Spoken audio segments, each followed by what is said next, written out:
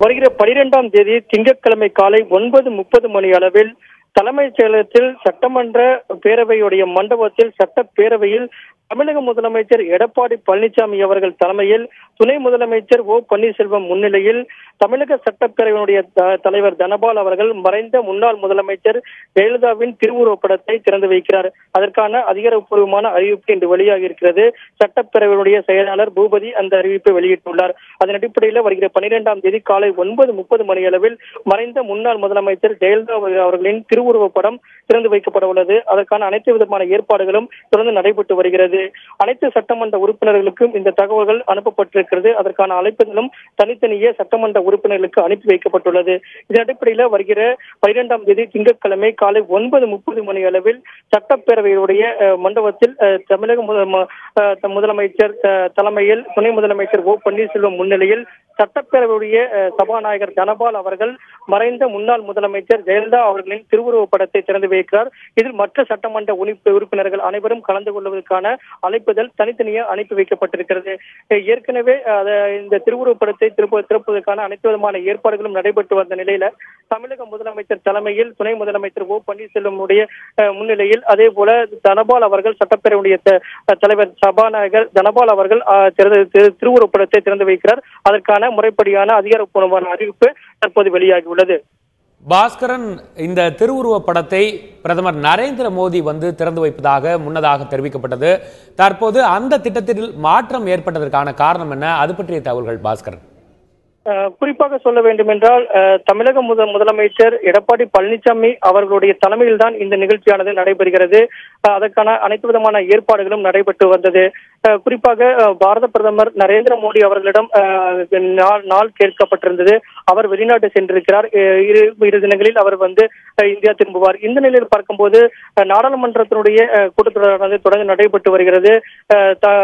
நாடாளுமன்றத்தில் தாக்கல் செய்யப்பட்ட பட்ஜெட் மீதான விவாதங்கள் நாள்தோறும் நடைபெற்று வரக்கூடிய நிலையில பாரத பிரதமர் அதனுடைய நடவடிக்கையில பங்கேற்று வருகிறார். ஒவ்வொரு நாளும் நாடாளுமன்ற உறுப்பினருடைய கேள்விக்கும் அவரும் பதிலளித்து வருகிறார்.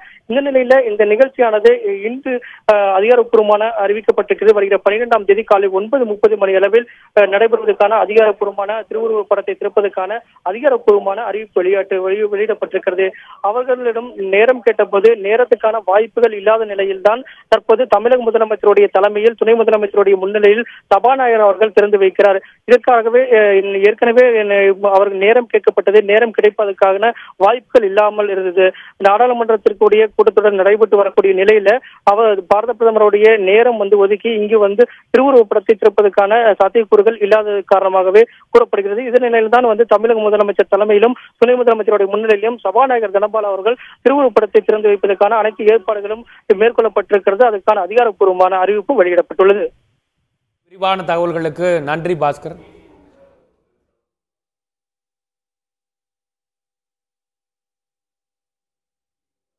பாஸ்கரன், இந்த படத்திறப்பு விழாவில் திமுக எம்எல்ஏக்கள் கலந்து கொள்வார்களா? அது பற்றிய தகவல்கள் பாஸ்கரன். இவர்கள் கொடுத்திருக்கக்கூடிய அதிகாரப்பூர்வமான அறிவிப்பில் அனைத்து சட்டமன்ற உறுப்பினர்களுக்கும் தனித்தனியே அழைப்புதல் அனுப்பப்படும் என்று தெரிவிக்கப்பட்டிருக்கிறது. முன்னாள் முதலமைச்சர் மறைந்த ஜெயலலிதாவுடைய திருவுருவப் படத்தை சட்டப்பேரவையில் திறந்து வைப்பதற்கான அதிகாரப்பூர்வமான அறிவிப்பு வெளியிட்டிருக்கக்கூடிய நிலையில அதே போல அழைப்புதல்கள் முறைப்படியாக அனைத்து சட்டமன்ற உறுப்பினர்களுக்கும் அனுப்பி வைக்கப்படும். திராவிட முன்னேற்ற கழகத்தினுடைய சட்டமன்ற உறுப்பினர்களுக்கும் அனுப்பி வைக்கப்படும். அவர்களும் கலந்து கொள்ளக்கூடிய வாய்ப்புகள் இருக்கிறது. சட்டப்பேரவையில் மறைந்த முன்னாள் முதலமைச்சருடைய ஜெயலலிதாவின் திருவுருவப் படத்தை திறந்து வைப்பதற்கான அழைப்புதல் அனுப்பி வைக்கப்பட்டாலும் திராவிட முன்னேற்ற கழகத்தின் சார்பாக என்ன நிலைப்பாடுகள் எடுக்கிறார்கள்? அவர்கள் முன்னாள் முதலமைச்சர் மறைந்த ஜெயலலிதா அவர்களுடைய திருவுருவப் படத்தை சட்டப்பேரவையில் திறப்பதற்கு ஏற்கனவே எதிர்ப்பு தெரிவித்த நிலையில அவர்கள் பங்கேற்பதற்கான வாய்ப்புகள் குறைவாகவே இருக்கிறது. இருந்தபோதும் திமுகவுடைய செயல் தலைவர் ஸ்டாலின் எடுக்கக்கூடிய முடிவின் அடிப்படையில் தான் திராவிட முன்னேற்ற கழகத்தினுடைய சட்டமன்ற உறுப்பினர்கள் இந்த நிகழ்ச்சியில் பங்கேற்பார்களா இல்லையா என்பது குறித்து தெரிய வரும். இதே போலதான் காங்கிரஸோட நிலைப்பாடும் திராவிட முன்னேற்ற கழகத்தினுடைய எடுக்கக்கூடிய நிலைப்பாட்டினுடைய அடுத்த கட்டமாகவே காங்கிரஸ் சட்டமன்ற உறுப்பினர்களும் நிலைப்பாடாக அமையும். திராவிட முன்னேற்ற கழகத்தினுடைய செயல் தலைவர் இந்த நிகழ்ச்சி குறித்து முடிவெடுத்து அதை முறைப்படியாக அறிவிப்பார். அதன் அடிப்படையிலே திராவிட முன்னேற்ற கழகத்துடைய சட்டமன்ற உறுப்பினர்கள் ஸ்டாலினுடைய தலைமையில் சட்டப்பேரவையில் நடைபெறக்கூடிய முன்னாள் முதலமைச்சர் மறைந்த ஜெயலலிதாவுடைய திருவுருவப் படத்தை திறக்கக்கூடிய இந்த நிகழ்ச்சியில் பங்கேற்பாரா இல்லை என்பது குறித்து அதிகாரப்பூர்வமாக திமுகவுடைய தலைமை அறிவிக்கும். இருந்த போதும் திமுகவுடைய செயல் செயல் தலைவருடைய ஸ்டாலினுடைய முடிவுக்கு அடிப்படையில் தான் அந்த திமுகவுடைய சட்டமன்ற உறுப்பினர்களுடைய நிலைப்பாடு அமையும். பிப்ரவரி 12ஆம் தேதி நடைபெறவிருக்கக்கூடிய இந்த படத்திருப்பு விழாவிற்கு அனைத்து கட்சிகளுக்கும் அழைப்பு விடுக்கப்பட்டிருக்கிறதா? மற்ற கம்யூனிஸ்டுகள் மற்ற கட்சிகளின் நிலைப்பாடு எவ்வாறு இருக்கிறது? அது பற்றிய தகவல்கள் பாஸ்கர். தமிழக சட்டப்பேரவையில எதிர்கட்சிகள் என்ற வரிசையில் திமுக, காங்கிரஸ், இந்திய யூனியன் முஸ்லீம் லீக் உடைய சட்டமன்ற உறுப்பினர்களும் அதிமுகவுடைய தோழமை கட்சிகளாக இருந்த கட்சிகளும் மட்டுமே இடம்பெற்றிருக்கின்றன. இதன் அடிப்படையில் பார்க்கும்போது தமிழக சட்டப்பேரவையில் சட்டமன்ற உறுப்பினர்களுக்கு முறைப்படியான அழைப்புதல் அனுப்பப்படும். முன்னாள் சட்டமன்ற உறுப்பினர்களுக்கு அதிகாரப்பூர்வமான எந்தவிதமான அறிவிப்பையும் சட்டப்பேரவையுடைய செயலாளர் பூபதி அவர்கள் வெளியிடப்படவில்லை. இருந்தபோதும் தமிழக சட்டமன்றத்தில் உறுப்பினராக இருக்கக்கூடிய சட்டமன்ற உறுப்பினர்களுக்கு அனைத்து விதமான உறுப்பினர்களுக்கும் முறைப்படியான தனித்தனியாக அனுப்பக்கூடிய அழைப்புதல்கள் அனுப்பி வைக்கப்படும். அதன் அடிப்படையில் சட்டமன்ற உறுப்பினருடைய நிலைப்பாடாக இருக்கும். முன்னாள் சட்டமன்ற உறுப்பினர் என்ற அடிப்படையில் சட்டப்பேரவையிலிருந்து அழைப்புதல் அனுப்பி வைக்கப்படுமா என்ற மிகப்பெரிய கேள்வி எழுந்திருக்கிறது. தமிழக சட்டப்பேரவையில் குறிப்பாக முக்கிய விருந்தினர்களுக்கு அழைப்புதல் அனுப்பக்கூடிய வாய்ப்புகள் இருக்கிறது. அதன் அடிப்படையில் முன்னாள் சட்டமன்ற உறுப்பினர்கள் அனைத்து பல்வேறு கட்சிகளைச் சேர்ந்த சட்டமன்ற உறுப்பினருக்கு அனுப்பப்படுமா என்ற கேள்வி எழுந்திருக்கக்கூடிய நிலையில தமிழக சட்டப்பேரவையுடைய செயலாளர் பூபதியிடம் மீண்டும் உறுதிப்படுத்த வேண்டிய நிலை ஏற்பட்டிருக்கிறது. காரணம் என்னன்னா அனைத்து சட்டமன்ற உறுப்பினருக்கும் தனித்தனியே அழைப்புதல் அனுப்பப்படும் என்று அதிகாரப்பூர்வமான அறிவிப்பு வெளியிடப்பட்டிருக்கிறது.